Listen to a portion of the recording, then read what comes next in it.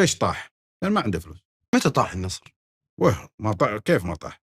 من عام 2000 تقريبا و3 إلين 2000 وتقريبا 10 وهو طايح منتهي. مش طايح، منتهي قدام عيني. أنا أشوف النادي طايح. أنا قص لك قصة مثلا. تفضل.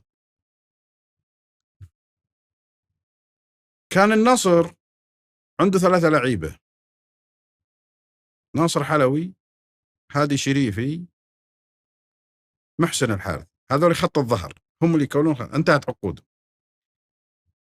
كان الاتحاد قوي ماديا، الشباب قوي ماديا، الهلال قوي ماديا، الأهلي قوي ماديا. ال3 ذولي لو وقع معهم مثلا الهلال حكم انه منافس للنصر، قال تعالوا انتم ابى اوقع معكم ولا اني ملعبكم عندي، ابى اوديكم النادي ثاني، خليني ابى اوديكم للاتفاق بس اضر النصر ينزل درجة أولى. كيف تجدد عقودهم؟ جدد عقودهم منصور البلو، والفلوس انا اللي جايبها، انا بنفسي، انا اللي جايبها ومسلمها يد بيد.